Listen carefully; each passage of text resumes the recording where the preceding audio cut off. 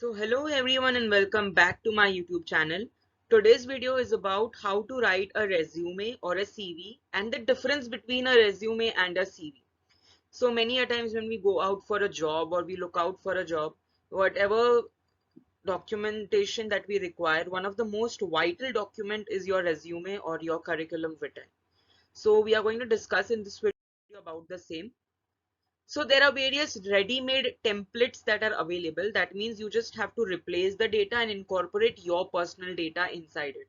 So सब कुछ आपको ready-made मिल जाएगा. The only thing that you need to do is just add your data. So these are few of the websites or the softwares where you can download the templates. Canva, this is one of the finest apps, but you just need to see whether it's pro or non-pro, because if it's pro, the template would be paid. So just see to it that you select the free template.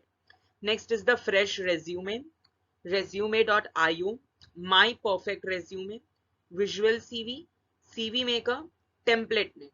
So I have also incorporated these images so that you can easily find out these softwares or these applications for your ease. And these are some other softwares or applications from wherein you can just download the templates.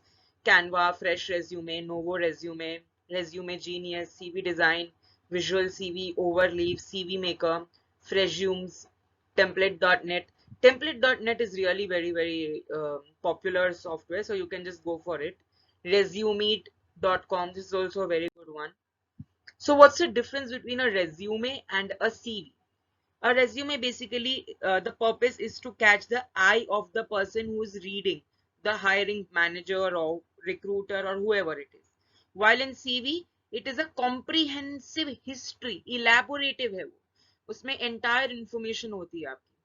What are the contents? You just need to, in resume, just incorporate some skills, experiences, etc. Or 1 to 3 pages may it should be like completed. You cannot exceed over 1 to 2 pages. But CV may there are no restrictions on the length. Also the content, it can be you can just include your academic experience for a professional experience. So that's okay. Same thing, the length is mentioned here. The purpose, elaborative, just highlight summary. Organizational, whether you have to take a variety of formats or what, where you're applying as an intern or as a job employee or as a manager you're applying or whatever it is. So you need to have a strong CV. And who needs one? Mostly teachers who are, the ones who prepare as a associate professor, assistant professor. They need, or also the people, industry professionals may require the same. So these are the few details again about the difference between them. One page and there's no page limit. The use is mainly resume is for non-academic jobs, that is private sectors, or if it's an internship, you need to have a resume. But CV कब होता है जब आपकी academic jobs रहती है, यानी कि teaching teaching professionals, researched, PhD, fellowships, etc. Fellowships is mainly for PhD purpose. So this is CV is basically dedicated towards the academic jobs. What are the steps to write a resume, and what is the chronological format of a resume? So you need to write your contact information, a professional title, summary, subjective, experiences, the skills, the additional sections, important information, and then you have to proofread them. Similarly, over here, you just this is a rough format wherein you can see that the contact details are mentioned, the name, email ID, LinkedIn profile. Mentioning your LinkedIn profile is very essential because it gives a professional background. Next is the academic skills, the key skills, the talents, the opportunities that you have gained, and the additional skills that you have achieved or that you have performed, work experiences, etc. These are the different steps that you need to keep in mind while writing a resume. Pick the right format, mention your details and contact information, write a summary, list down your achievements and experiences, mention your top soft skills as well as the hard skills.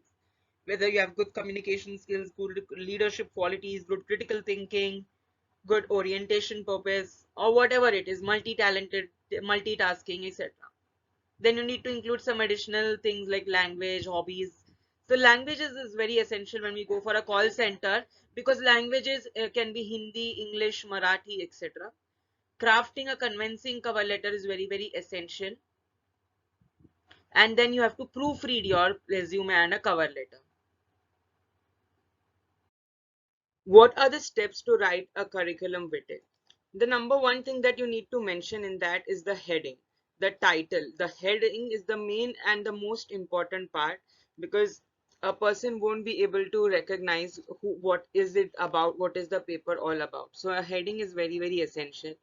The objective, the key skills and experiences, whether you have worked in any company or any internships, or what are the skills, like if you have good communication skills, if you have good coordination skills, critical thinking, etc. Or you can speak in many multiple languages. You can just jot down your some important and most vital skills. Next is the education qualification, whether attaching the 10th documents, 12 documents, if you were a topper, or attaching the undergraduate course degree, if it is a postgraduate course degree, attaching the same. And the next is the experience, the main experience, if you have worked somewhere and if you have got salary, or if you you have worked on a good post, and if you want to take a jump to another company. Next is the additional skills, like besides the ones that are vital, you can mention few of your extra skills also in the CV. The next is the interests and the activities. These mainly include your hobbies, and they might see this portion much more importantly if it's a MNC, because in multinational companies you need to have multiple roles. You just don't have to do one thing and just stick to it. You would have to do many things. So they might see the interest and activities. So the heading, don't write curriculum vitae, CV or resume at the top. The recruiter can see what it is. So then there's no need of mentioning if it's CV or curriculum vitae or resume. Then write your name in the 14 point. If you're making it on a Word or Canva or anything, then the size of the number should be 14. It should be bold type. Don't use German characters. Avoid using German characters. And use a mail ID that is a little decent. It should not be very, very it should not be any disgust or any other mail ID that has got some inappropriate words. So see to it that you use a valid email ID. Include your nationality, if you are an Indian, if you are a NRI, or if you are a Canadian, or whatever your nationality is. You just need to mention about your nationality. Do not include, this is a very, very important point. People usually include their photos, and they are in a misconception that their CV might look more attractive if they click on pictures and upload a proper pic on the CV. But do not include it unless it is a job where appearance matters, like if you're doing modeling, if you're doing acting, then only the photo is required. If you are working in a company, the photo is not essential. Next is the purpose or the career objectives. It is very, very optional, not at all important. So if you would like to mention, you can mention. You can take a screenshot of the same. I've mentioned and given an example over here. The next is the key skills. The key skills and experiences mainly include the most relevant skills that you have within you, whether they be marketing, whether they be convincing power or conviction power, whatever it is. You need to mention that and see to it that you write it in full sentences. For US applications, if you're applying for abroad, capitalize the first letter after the bullet. Even if it's for Indian companies, it is mostly suitable if you always capitalize your first letter after the bullet and use small letter.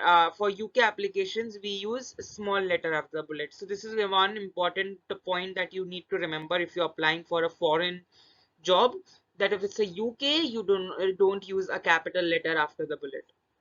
Many companies and universities have used computer as a very, very skill. So Excel, Microsoft PowerPoint, computer drug designing, or whatever is your area of interest, if you have learned something, if you have some extra knowledge about it, so please do mention about the computer skills, because computer skills are almost a very, very important part in any of the company you go. Or today's time, when the technology, when the artificial intelligence is taking over, the computer skills are very, very, very essential.